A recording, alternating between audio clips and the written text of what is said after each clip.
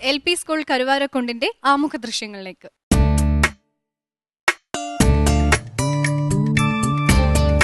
ആർത്തല കണ്ണത്ത് മലവാരത്തിന് തൊട്ടു താഴെ സ്ഥിതി ചെയ്യുന്ന കരുവാരക്കുണ്ട് ഗ്രാമപഞ്ചായത്തിൽ ഒലിപ്പുഴയുടെ തീരത്ത് പഞ്ചായത്തിലെ ക്ലസ്റ്റർ സെന്റർ കൂടിയായ കരുവാരക്കുണ്ട് ഗവൺമെന്റ് LP സ്കൂൾ നിലകൊള്ളുന്നു. ഇതാണ് ഞങ്ങളുടെ സ്കൂൾ GLPS കരുവാരക്കുണ്ട്. 1935 സ്കൂൾ സ്ഥാപിച്ചത്. ആദ്യത്തെ സ്കൂൾ ഈ സ്കൂളിൻ്റെ കുറച്ച് അപ്പുറത്തുള്ള ഒരു വാടക കെട്ടിടത്തിലായിരുന്നു. അവിടെ അധികം സൗകര്യങ്ങളൊന്നും ഇല്ലായിരുന്നു. ഈ സ്കൂൾ 2005 സ്ഥാപിച്ചത്. ഇപ്പോൾ ഞങ്ങൾക്ക് എല്ലാ സൗകര്യങ്ങളും ഈ സ്കൂളിൽ ലഭിക്കുന്നുണ്ട്. ഭൂരിഭാഗം സാധാരണക്കാരും സാമ്പത്തികമായി പിന്നോക്കം നിൽക്കുന്നവരുമായ രക്ഷിതാക്കളുടെ കുട്ടികൾ പഠിക്കുന്ന ഈ സ്കൂളിൽ 2 LSS ജേതാക്കളടക്കം വിവിധ മത്സര പരീക്ഷകളിൽ വിജയം നേടിയ നിരവധി കുട്ടികളുണ്ട്. പ്രശസ്ത മാപ്പിളപ്പാട്ട് രചയിതാവ് OM Karuvarakundu, Malappuram MLA Shri advocate Ummer, Hindu ദിനപത്രത്തിന്റെ senior correspondent Shri KP Basheer, ITH school state executive director Shri Anwar Sadath തുടങ്ങിയ പ്രഗത്ഭർ ആദ്യാക്ഷരം കുറിച്ച വിദ്യാലയം കൂടിയാണ് ഇത്. സർ, നിങ്ങളുടെ സ്കൂൾ ഇന്നിവിടെ അവതരിപ്പിക്കുന്ന മാതൃകാ പ്രവർത്തനങ്ങൾ ഏതൊക്കെയാണ്? വിദ്യാരംഗത്തെ മുൻനിർത്തിക്കൊണ്ട് ഞങ്ങൾ കുട്ടികൾക്ക് നടത്തുന്ന അവരുടെ രചനാപരമായ കഴിവുകൾ വികസിപ്പിക്കുന്നതിന് വേണ്ടി കുഞ്ഞോളങ്ങൾ എന്ന ഒരു മാസിക എന്ന് പറയാൻ കഴിയില്ല, ഓരോ ടേമിലും ഓരോന്നാണ്. അപ്പോൾ ഇത് 4ാമത്തെ വർഷത്തിലേക്ക് കടന്നിരിക്കുകയാണ്. അതിൻ്റെ 7ാം ലക്കം കഴിഞ്ഞ മാസം ഞങ്ങൾ പ്രകാശനം ചെയ്തു. അതേപോലെ തന്നെ നമ്മൾ സ്കൂളിലേക്ക് ഈ കുട്ടികൾക്ക് വീട്ടിലെ ഭക്ഷണം സ്കൂളിലും എന്ന ഒരു ഇത് വെച്ച് രുചിഭേദം എന്ന ഒരു പദ്ധതി നടപ്പിലാക്കുന്നുണ്ട്. ഇതുകൂടാതെ തന്നെ എന്ത് സാഹചര്യങ്ങളാകുമ്പോഴും ചില കുട്ടികൾ പഠനത്തിൽ പിന്നോക്കം നിൽക്കുന്നുണ്ട്. അത്തരം കുട്ടികൾക്ക് വേണ്ടി പ്രത്യേക പഠന പരിപാടിയാണ് ഞങ്ങൾ നടപ്പിലാക്കുന്ന അക്ഷരക്കൂട്ടം എന്നൊരു പരിപാടി. ഇനി നിങ്ങളുടെ സ്കൂളിനെ കുറിച്ചും അധികമായിട്ട് ചോദിക്കാനായിട്ട് ജഡ്ജസ് ഉണ്ട്. ആദ്യമായിട്ട് നമുക്കൊരു കാര്യം പീയൂഷ് മാമിനോട് ചോദിക്കാം. മാം, ഗായത്രിക്ക് ജലദോഷവും മൂക്കൊലിപ്പും വന്ന് സ്കൂളിൽ പോയെന്ന് വിചാരിച്ചു. അപ്പം ഇങ്ങനെ മൂക്കൊലിപ്പ് വന്നിരിക്കുമ്പോൾ ടീച്ചർ എന്ത് ചെയ്യും? ടീച്ചർ പോയി കഴുകാൻ പറയും. അല്ല ടീച്ചർ ഇങ്ങനെ മുന്താണി എടുത്ത് തുടച്ചു തരുമോ? ചിലപ്പോൾ തുടച്ചു തരും. അപ്പം വേറൊരു കുട്ടിക്കൂടെ മൂക്കൊലിപ്പുണ്ട്, ടീച്ചർ എന്ത് ചെയ്യും? അതേ മുന്താണി കൊണ്ട് തുടയ്ക്കുമോ? ആണോ? അതിനാ പറയുന്നത് ടീച്ചർമാരെല്ലാ കുഞ്ഞുങ്ങളെയും സ്വന്തം കുഞ്ഞുങ്ങളെ പോലാന്ന് കാണുന്നതാണോ? ഒരേ മുന്താണി കൊണ്ട് എല്ലാ പിള്ളേരുടെയും മൂക്കൊലിപ്പ് തുടയ്ക്കുമോ? അങ്ങനെയാണോ? അങ്ങനെയാണല്ലേ. നിങ്ങളുടെ സ്കൂളിൽ ടീച്ചേഴ്സിന് വളരെ സ്നേഹമാണല്ലോ. അപ്പം നിങ്ങളുടെ ഈ ശുചിത്വം എന്നൊക്കെ പറയുന്ന ആരാ നിങ്ങളെ പഠിപ്പിച്ചു തരുന്നത്? ധന്യ ടീച്ചർ ഇങ്ങനെ ഈ മുന്താണി കൊണ്ടാണോ തുടച്ചു തരുന്നത് മൂക്കൊലിപ്പ് വരുമ്പം? ആണോ? അപ്പം ഇനി ചെല്ലുമ്പം ധന്യ ടീച്ചറിനോട് ചോദിക്കണം, ഒരു കുട്ടിയുടെ മൂക്കൊലിപ്പ് തുടച്ച അതേ മുന്താണി കൊണ്ട് വേറൊരു കുട്ടിയുടെ കൂടെ തുടച്ചാൽ എന്തെങ്കിലും പ്രശ്നമുണ്ടോ ടീച്ചറെ എന്നൊന്ന് പോയി ചോദിക്കുമോ ധന്യ ടീച്ചറിനോട്? എന്തെങ്കിലും പ്രശ്നം ഉണ്ടാവുമോ അങ്ങനെ ചെയ്താൽ? ഇല്ല. ഒരു പ്രശ്നം ഉണ്ടാ? നമ്മുടെ എല്ലാം മൂക്ക് ഒരുപോലെ അല്ലേ? അപ്പം എന്നാലും ധന്യ ടീച്ചർ ഒരു ധൈര്യത്തിന് ധന്യ ടീച്ചറിനോട് ഒന്നുകൂടെ ഒന്ന് ചോദിക്കണം, ടീച്ചറെ അങ്ങനെ ഒരാൾ എന്നോട് ചോദിച്ചു, ഞങ്ങളുടെ എല്ലാം മൂക്ക് ഒരുപോലെ ആയിരിക്കും, പക്ഷെ അങ്ങനെ തുടയ്ക്കുന്നത് ശരിയാണോ എന്ന് ഒന്ന് പോയി ചോദിച്ചു നോക്കണം കേട്ടോ. കാവ്യ എന്തൊക്കെയാണ് കഴിക്കുന്ന സ്കൂളിൽ? ഞാൻ എല്ലാം കഴിക്കാറുണ്ട്. എന്തൊക്കെയാ ഈ എല്ലാം സ്കൂളിൽ? സാമ്പാർ ഉണ്ടാവാറുണ്ട്, പിന്നെ പപ്പടം ഉണ്ടാവാറുണ്ട്, മോരും കറിയോ. ഈ കാവ്യയുടെ അമ്മയെ സ്കൂളിൽ വന്ന് പാചകം ചെയ്യാറുണ്ടോ? ഇല്ല, വീട്ടിൽ. വേറെ ആളുടെ അമ്മമാരാ സ്കൂളിൽ വന്ന് പാചകം ചെയ്യുന്നത്? ഏതൊക്കെയോ അമ്മമാര് സ്കൂളിൽ വന്ന് പാചകം ചെയ്യുന്നെന്ന് പറഞ്ഞു. ആരെങ്കിലും അടുക്കളയിൽ പോയി നോക്കിയിട്ടുണ്ടോ എങ്ങനെയാ പാചകം ചെയ്യുന്നതെന്ന്? ഉണ്ടോ? എന്ത് കണ്ടിട്ടുണ്ടോ? പച്ചക്കറി കഴുകാറുണ്ടോ? പച്ചക്കറി കഴുകിയിട്ട് കത്തി കഴുകാറുണ്ടോ? കത്തിയും കഴുകാറുണ്ട്. ഈ പാചകം ചെയ്യുന്നവര് കൈ കഴുകാറുണ്ടോ? പാത്രം എങ്ങനെയാ കഴുകുന്നത്? പാത്രം സോപ്പിട്ട് ആണോ? എന്താ ഉപയോഗിച്ചാ കഴുകുന്നത് പാത്രം നിങ്ങളുടെ അവിടെ? സോപ്പ് ഉപയോഗിച്ച്. എന്ത് സോപ്പാ ഉപയോഗിക്കുന്നത് പാത്രം കഴുകാൻ?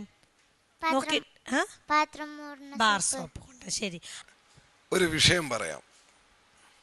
ആ വിഷയത്തെക്കുറിച്ച് നിങ്ങൾ കുറച്ച് വാചകങ്ങൾ പറയണം.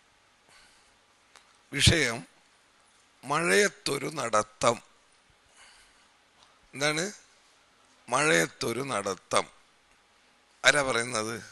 ഒരു ദിവസം ഞാനിങ്ങനെ സ്കൂളിലേക്ക് പോയിക്കൊണ്ടിരിക്കുകയായിരുന്നു. അപ്പോൾ പെട്ടെന്ന് ഞാൻ കൊടയൊന്നും എടുത്തിരുന്നില്ല. പെട്ടെന്ന് മഴ ചാറി.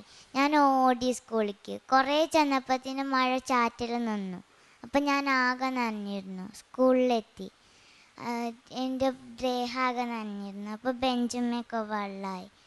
അതിൽ ടീച്ചർ പറഞ്ഞു എന്താ അത് കുറച്ച് നേരം വെയിലത്ത് നിന്നോളൂ, എന്നാൽ ഉണങ്ങിയിട്ട് ഉണങ്ങുമെന്ന് പറഞ്ഞു. എന്നിട്ട് കുറച്ച് ഉണങ്ങിയപ്പോൾ വന്നിരുന്നു, ബെഞ്ച് ഉണങ്ങിയിട്ടുണ്ട്. വീട്ടില് മഴ നനഞ്ഞ് ചെന്നാല് പിന്നെ അച്ഛൻ എന്താ പറയാ? മുണ്ടെടുത്ത് തോത്തിയ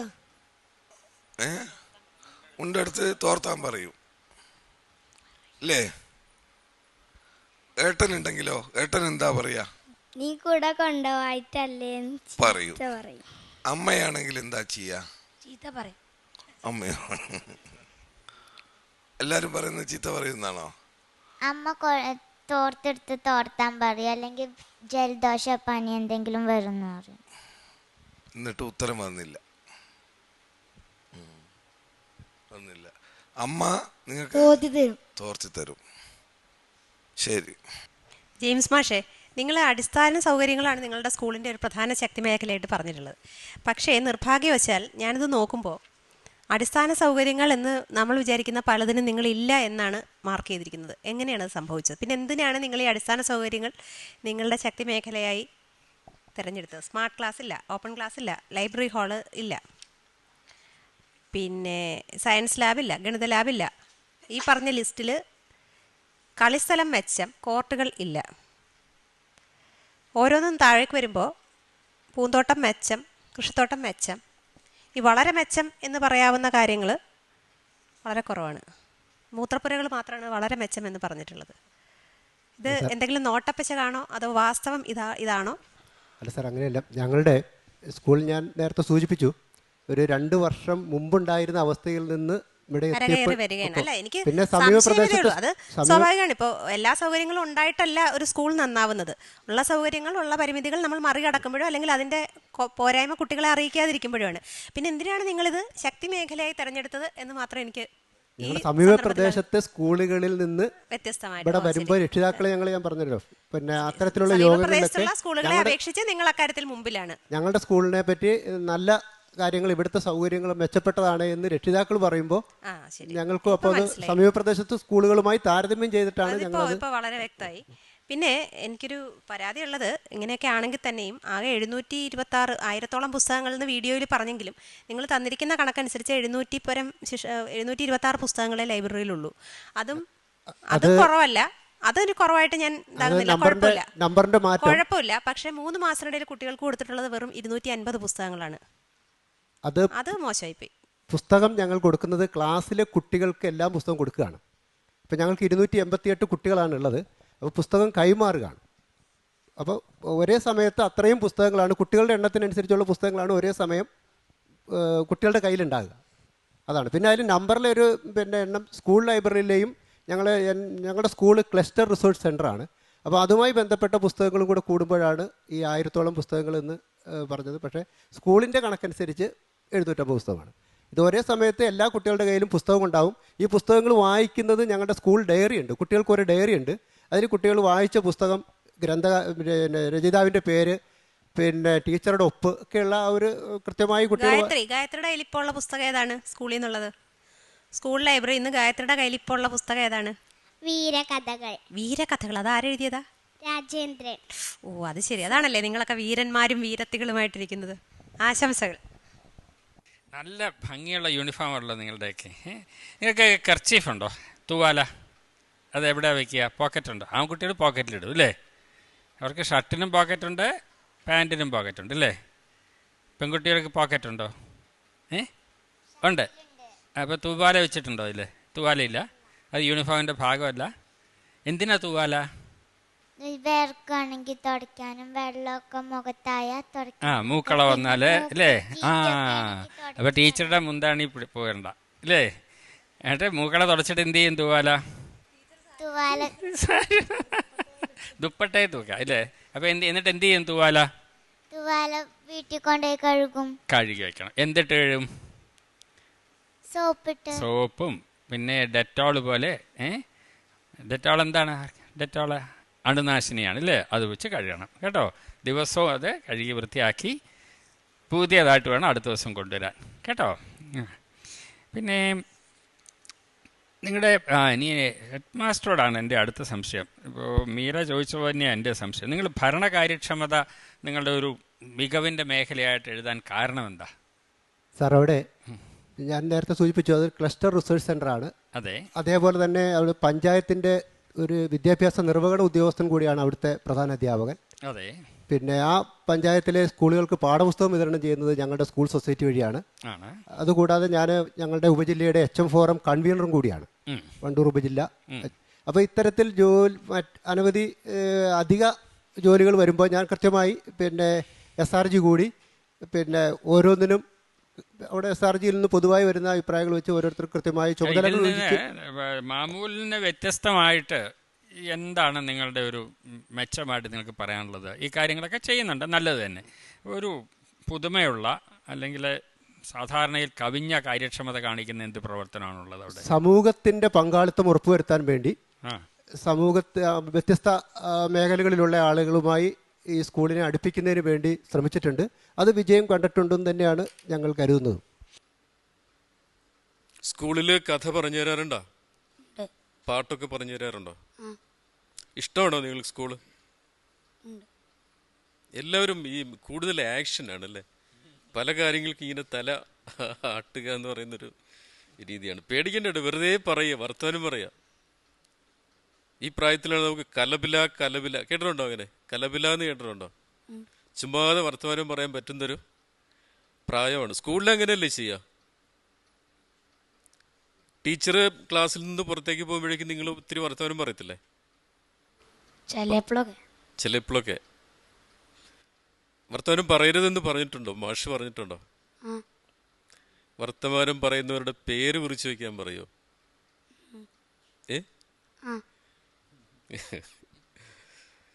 എന്തായാലും നിങ്ങൾ നല്ല കുട്ടികളാണ്, കൊച്ചു കുട്ടികളാണ്. കഥകളൊക്കെ വായിക്കുക, പാട്ട് കേൾക്കുക, നല്ല കാഴ്ചകൾ, ഗ്രാമത്തിലെ കാഴ്ചകളൊക്കെ കാണുക, ജീവിതം മനോഹരമാക്കി വളർത്തിയെടുക്കണം കേട്ടോ. ശരി. നിങ്ങളുടെ ആ ഭാഗത്ത് മുഴുവനുള്ള ഒന്ന് കവുങ്ങും തോട്ടമാണ് കാര്യമായിട്ട് അല്ലേ? നേരത്തെ പറഞ്ഞു കവുങ്ങും തോട്ടം ധാരാളമുണ്ട്.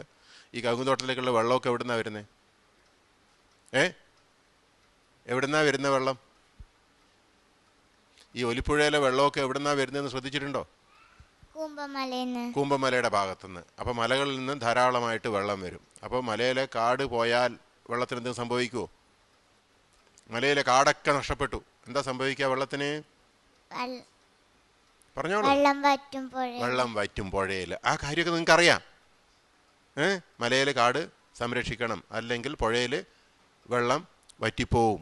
മഴ പെയ്താൽ അതിനെ സംഭരിച്ച് വെക്കാം, മേലെ കാട് വേണം, ഒക്കെ അറിയാമല്ലേ? അപ്പോൾ നിങ്ങളുടെ സ്കൂളിനടുത്തുള്ള ഈ സ്ഥലം ലോക പ്രശസ്തമാണെന്ന് മനസ്സിലാക്കുക. ഈ കരുവാരക്കുണ്ട് എന്നുള്ള പേരെങ്ങനെ വന്നു എന്ന് ആരെങ്കിലും പറഞ്ഞു തന്നിട്ടുണ്ടോ? കരുവാരക്കുരു എന്ന് പറഞ്ഞൊരു പക്ഷിയുണ്ടെന്ന് അറിയാവോ? ഒരു തരം ഇല്ല അല്ലേ? പറഞ്ഞില്ല, കുഴപ്പമില്ല, അതൊക്കെ കുറച്ച് കഴിയുമ്പോൾ നിങ്ങൾ പഠിക്കും. അപ്പോൾ ഈ കാര്യങ്ങൾ നിങ്ങൾക്കറിയാം. ഈ മേലെയുള്ള മലകളിൽ, നിങ്ങൾ കൂമ്പൻ മലയിൽ കാടില്ലെങ്കിൽ താഴെയുള്ള ഒലിപ്പുഴയിലേക്ക് വെള്ളം വറ്റിപ്പോവും എന്നുള്ള കാര്യമൊക്കെ അറിയാം. വളരെ നല്ലത്. അപ്പോൾ അങ്ങനെയുള്ള കാര്യങ്ങളും ബോധത്തോടു കൂടി വേണം നിങ്ങൾ വളരാൻ. ഈ ഗവൺമെന്റ് LP സ്കൂൾ കരുവാരക്കുണ്ടിന്റെ ഗ്രേഡ്സ് അറിയാനുള്ള സമയമാണ്.